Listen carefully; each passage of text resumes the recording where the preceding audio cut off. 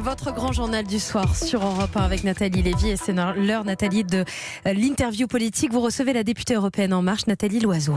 Bonsoir Nathalie Loiseau. Bonsoir Nathalie Lévy. Bienvenue dans ce studio. Vous allez aussi faire partie du groupe d'eurodéputés désormais qui va contrôler les négociations sur la relation future avec le Royaume-Uni. Voilà pour être complet. Alors on y est, hein. Voilà, ça y est, les dés sont jetés 3 ans et demi après un référendum fracassant, pratiquement 52%.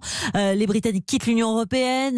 La Grande-Bretagne devient un pays tiers après 47 ans d'une intégration quand même turbulente, hein, ça on peut aussi le rappeler. Le divorce effectif à 23h ce soir, là-bas, minuit chez nous. Ouais. Qu'est-ce que vous ressentez là tout de suite maintenant ? De la tristesse et de la détermination. De la tristesse parce que voir partir un grand pays avec lequel on a une histoire commune forte et qui nous dit finalement qu'il veut se séparer, faire autre chose différemment, loin de nous, c'est de la tristesse. De la détermination pour réussir 2 choses.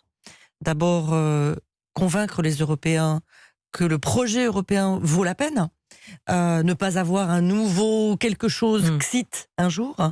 Et puis, construire avec les Britanniques une relation future qui sera moins forte, mais dont il faut espérer qu'elle soit solide. Vous parlez de l'Union européenne, évidemment. On a entendu Emmanuel Macron. Ce départ est un choc, a dit le président de la République il y a quelques minutes. C'est un signal d'alarme historique qui doit retentir dans chacun de nos pays, être entendu par l'Europe tout entière. En gros, il ne faut pas que ça fasse effet domino. C'est ce qu'il nous dit le président. Il faut tirer les leçons. Je ne sais pas si c'est ce qu'il craint, mais il faut être capable de tirer les leçons du Brexit. Pendant 3 ans, on a regardé ce qui se passait à Londres, un peu comme on aurait regardé une série télé. On se disait, ils sont un peu excentriques, c'est incroyable, etc. On ne s'est pas beaucoup posé de questions sur nous ou sur le fond. Il y a plusieurs choses. Vous avez douté même, pardonnez-moi, mais est-ce que vous n'avez pas douté ? Est-ce que la France n'a pas douté de la véracité et même de la détermination des Britanniques à y aller alors qu'ils y étaient allés 3 fois, lors de 3 différents suffrages ? Alors, vous avez douté. Les leçons à tirer, c'est quand même que le mensonge a payé. La manipulation a payé. Oui, mais les simplifications ont payé. Les dernières élections, celles juste à la fin de l'année dernière, c'était quoi le projet que Boris Johnson a proposé ? C'était juste se débarrasser du Brexit, l'avoir derrière soi.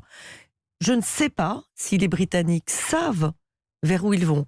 C'est toujours, donc quand on dit non à un référendum, on est nombreux à ne pas vouloir quelque chose, ça ne veut pas dire qu'on est nombreux à vouloir la même chose. J'entends bien, mais regardez, la Grande-Bretagne, elle sort quand même de l'Union européenne pour entrer dans une phase de croissance. L'Europe continentale, elle est menacée, elle, par la récession. Londres entame quand même ses négociations en position de force. Il y a quand même... non. Ni la croissance, ni la position de force. Comment voulez-vous être en position de force quand vous êtes 60 millions face à 450 millions ? Alors il montre les muscles, c'est tout ? Il bluffe. Comme on fait tous en début d'une négociation. On dit c'est moi le plus fort, tu vas voir ce que tu vas voir. Et Boris Johnson est quand même assez doué en la matière. Il a par exemple signé avec l'Union européenne un accord de retrait et heureusement, il a signé un accord qui était moins favorable que celui que Theresa May avait négocié, mais il avait tout fait pour qu'elle n'ait pas la majorité au Parlement, pour lui prendre sa place. Il a expliqué aux Britanniques, regardez, qu'est-ce que je suis fort. Finalement, il a signé exactement ce que nous voulions qu'il signe. Nathalie Loiseau, quand même, je me pose la question aujourd'hui parce qu'on a vu Emmanuel Macron en fer de lance de cette Union européenne, très en pointe depuis des mois, depuis 2 ans. Emmanuel Macron, est-ce qu'il n'est pas le premier grand perdant du Brexit ? Mais les premiers grands perdants du Brexit, et je ne m'en réjouis pas du tout, c'est les Britanniques. Ils choisissent l'isolement. C'est pas ce qu'ils disent. En tout cas, les avis sont très partagés. Mais écoutez, évidemment, puisqu'ils ont voté, mais simplement, d'abord, sont-ils d'accord entre eux, entre ceux qui veulent déréguler, faire un projet ultralibéral, et ceux qui veulent que les territoires déshérités puissent avoir plus d'aide d'État ? Pas du tout. Oui, mais Emmanuel Macron dans tout ça, on le voit, hein, cette mine ce soir. Grave. Et puis, cet entrain qu'il y a eu depuis 2 ans, cette détermination à pousser, à porter cette Europe, à reprendre le bâton d'Angela Merkel. Je vais vous dire quelque chose qu'Emmanuel Macron vous dira pas parce qu'il est chef de l'État et moi je suis député et j'ai peut-être une parole plus libre. Il y a des choses qu'on pourra faire parce que les Britanniques sont plus là. C'est-à-dire les Britanniques ont toujours eu, vous l'avez dit vous-même, une relation compliquée avec l'Union européenne. Pour le moins, il y a des choses qu'ils voulaient, il y a des choses qu'ils ne voulaient pas. Ouais. Et depuis 3 ans, ils étaient un pied dehors, un pied dedans. On a consacré, moi, quand j'étais au gouvernement, un temps infini à préparer cette séparation. Je ne le regrette pas parce qu'elle s'est faite sans douleur, et que pendant les 11 mois qui viennent, personne n'y verra quoi que ce soit, ça sera comme avant, tant mieux. Mais on a beaucoup à faire. Et ce qu'on a sur la table, par exemple, la transition écologique, on est prêt. La Commission est prête, le Conseil est prêt, le Parlement est prêt. On va avancer et on va vous allez avancer plus vite. Et vous allez avancer tellement, Nathalie Loiseau, que vous allez avoir, j'allais dire, les deux mains à l'ouvrage, le cœur avec, parce que vous allez faire partie du groupe d'eurodéputés qui va contrôler ces négociations. Quelle est la position que vous allez avoir? Comment vous allez faire pour à la fois ne pas laisser la Grande-Bretagne, encore une fois, prendre la main? On sait très bien que sur la pêche, c'est compliqué. On a donné des chiffres il y a quelques instants. Il va y avoir des sujets tendus. Mais il y aura des sujets compliqués, bien sûr. La plupart des sujets sont épouvantablement compliqués pour les Britanniques. Je vais vous donner un exemple très simple. Non pas pour minimiser la pêche, puisque c'est une des priorités. Et d'ailleurs, les Britanniques et nous sommes d'accord pour avoir réglé ce problème avant l'été 2020. Mais à l'inverse, pensez aux compagnies aériennes britanniques. Qu'est-ce qu'elles deviennent le 1er janvier 2021 ? Elles n'en savent rien. Elles n'ont plus aucun droit de travailler comme elles le faisaient avant dans l'Union européenne, alors que les compagnies aériennes françaises ou européennes dans l'ensemble n'ont aucun problème à aller vers le Royaume-Uni. Est-ce que vous ne croyez pas que c'est quelque chose sur quoi on est en position de force ? Le but, c'est pas de rendre les choses impossibles, mais ce que je veux vous dire, c'est que 27, avec la puissance qui est la nôtre, avec la détermination qui est la nôtre et l'unité qui est la nôtre, j'aimerais pas être à la place du Royaume-Uni. Deux questions rapides, Nathalie Loiseau. Jean-Luc Mélenchon. Jean-Luc Mélenchon, il a beaucoup œuvré en faveur du Brexit. Son tweet, le dernier en date, le Royaume-Uni libéré de la tutelle de Bruxelles renationalise le chemin de fer que les libéraux avaient mis en chaos. L'indépendance paye. Ça date pas d'hier, ça date d'hier, mais ça date de 2016 pour Jean-Luc Mélenchon de critiquer l'Union européenne. En même temps, c'est une double clarification. La première, c'est que bien qu'ayant été député européen, ça n'empêche pas de dire n'importe quoi. Parce que le Royaume-Uni est toujours soumis au droit européen jusqu'à la fin de l'année.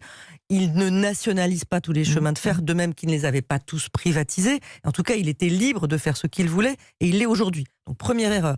Mais il y a un aveu dans ce que dit Jean-Luc Mélenchon, c'est qu'il pense exactement la même chose que le Rassemblement national.